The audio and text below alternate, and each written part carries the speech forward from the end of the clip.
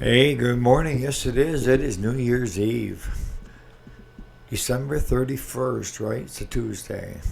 And what are your New Year's resolutions? Come on, guys. I didn't see them posted yesterday. So, what's today's video about? It's whether to do pickup and drop offs. And the answer may surprise you. So, stay tuned.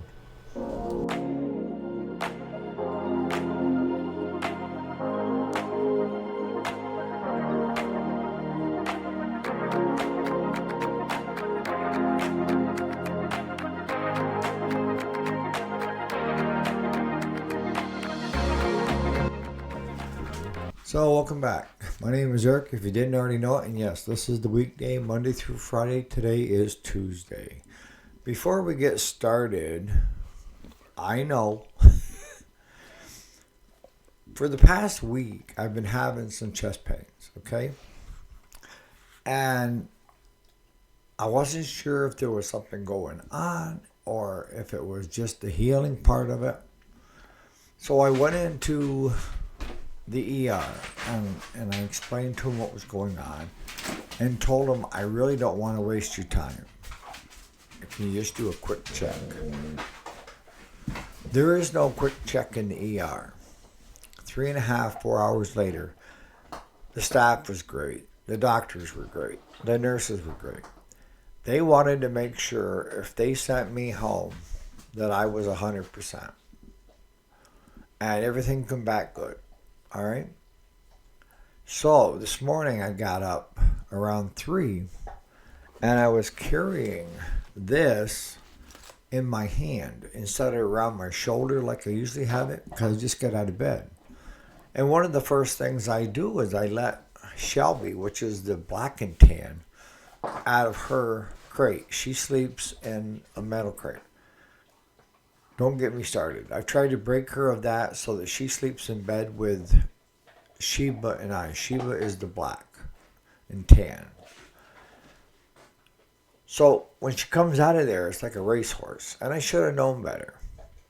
But somehow she got her foot hooked into that and didn't Humpty Dumpty come straight down.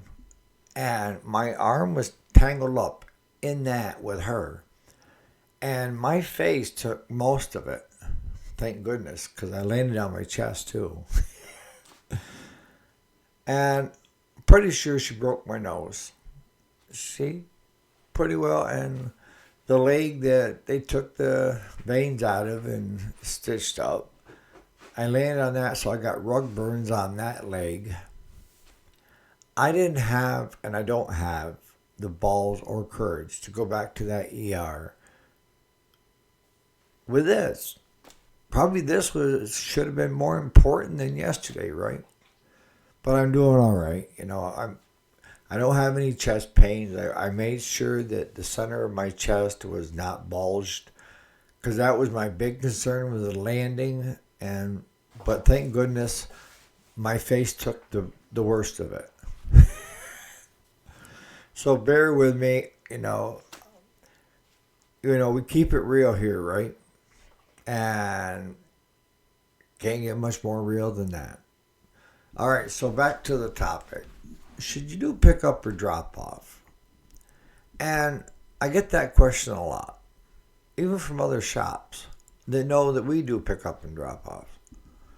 And I look at it coming at two different directions, all right?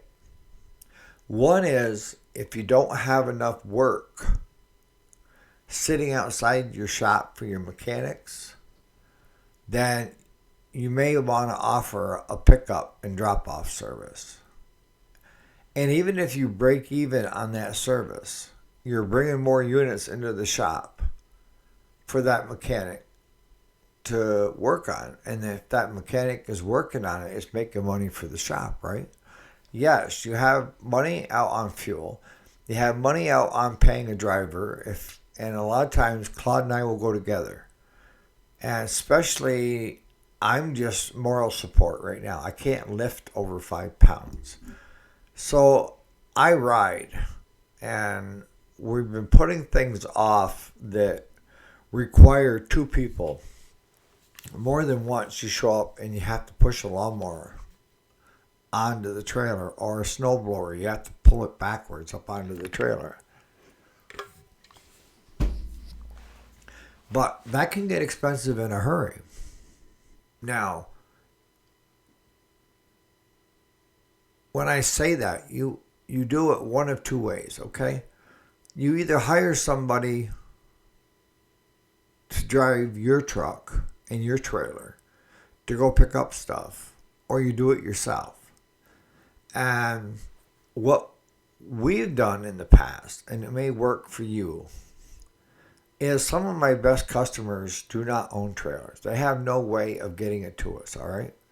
And what we do is we charge a set fee. And I have 3 different size trailers, right up to an 18-foot tandem bumper, okay? I've got the big trailer that's the gooseneck that goes on the dually, the Ford dually. But that's kind of limited to compact tractors, farm tractors, that kind of work. Where you're not probably going to be doing it. You're working on a small engine, right? Where we have that crossover. We do most of our winter work, I'll be honest with you guys, and if you haven't tapped this market and you have experience, look at the small tractors.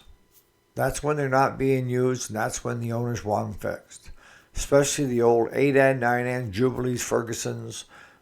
A lot of times where we make the money is not by how much goes into that tractor and how much is that tractor worth.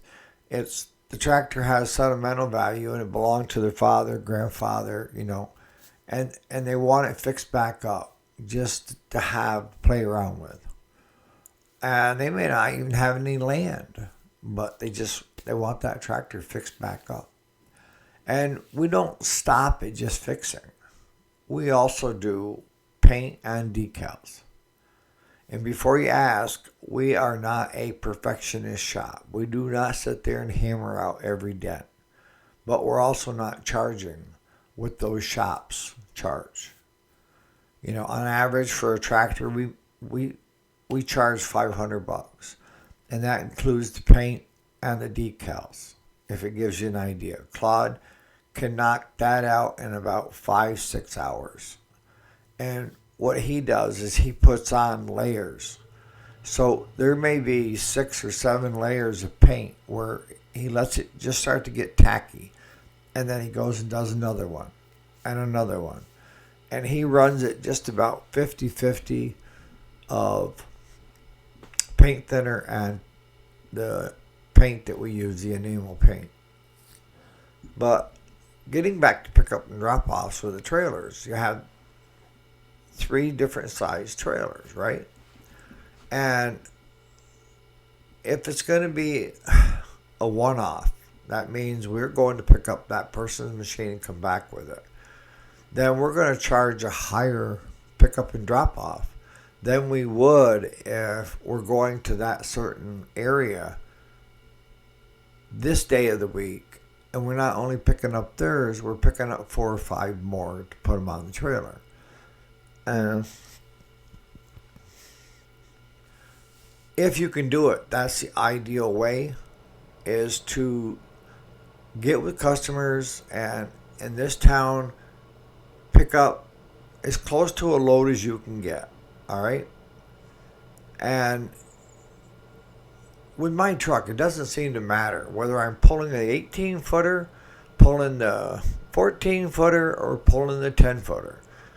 The gas mileage doesn't change, especially on the diesel when it's pulling anything. 12 miles to the gallon.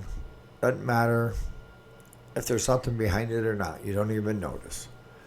But we use the Ford FX gas job for most of the pickup and drop-offs when it comes to small engine. So how do you figure up a fee? Now, I know from looking at other places that are in town that to come to here and pick up a small engine like a lawnmower, a riding lawnmower, they're going to charge me $120. And it doesn't matter if they're picking up 5 units in this area. They have a chart that goes so many miles away from their facility. And that's what they charge. See, and what customers are catching on if they have a Tractor Supply anywhere nearby is instead of paying that $120, go to Tractor Supply, rent their trailer for the day and run it out and drop it off. And they're probably smarter for it in a way because they're pushing their customers to find a different way to get it to them. If they're a really good customer, I try to take care of them. Now, if your shop is swamped, I wouldn't even bother. If you got enough work coming in and going out that is keeping your shop really busy, why? If you're bringing in more units than what the shop can put in and out, then you're going to start getting the issue of not getting the units out in a reasonable amount of time. And what happens then? You start getting customers that are a little irate because they want their lawnmower back. Or snowblower, the winter storm's coming. They don't want to be kept or be caught without it, right? So you have to decide. The very least, you got to charge a pickup and drop off fee. The cheapest we have is $40. But that $40 covers coming and getting it and then taking it back and dropping it off where we found it after the work is done. Covers just the fuel and the time. Because Claude is still getting paid. Still driving that truck. And we will do that when things like the past 4 years, we've really had to step that up. With a lot of our customers, our good customers, pulling back the middle class like we talked about the day before yesterday on businesses, that they just can't afford it. And I understand that. And you need to understand that. You can bitch and complain all you want. But I put myself in the shoes of my customers. And I'd be doing the same thing. And I am doing the same thing. In a lot of areas, instead of just having someone do it for me, I'm doing it myself. Now, what I can tell you is even during good times where we're starting to get swamped out there, I still take care of my good customers. And I limit how many new customers I take on. And I also have a tendency of weeding out some of the ones that we don't want, the less favorable ones. It's a great time to do it. You want to keep as many good customers as possible. And I'm not saying that what defines a good customer. A good customer is one that always pays their bill, trusts us after showing them and giving them a reason to trust us, and comes to us for everything they need. They're not a one-off. They're not someone that brings it to us when it's a piece of POS, right? Simply put. They bring it to us or have us pick it up to do a service on it. And we've got customers that we actually keep their units here during the off season. And what am I saying? A lot of our regular good customers, the machine is versatile, which means they have a snowblower on the front for the winter, and then they have a mower deck on it during the summer. And we tag them so that we know whose deck is whose snowblower is whose. And what we end up doing is we pick it up at the end of grass season, drop the decks, hook the blower up, make sure everything is working the way it should so that our customer has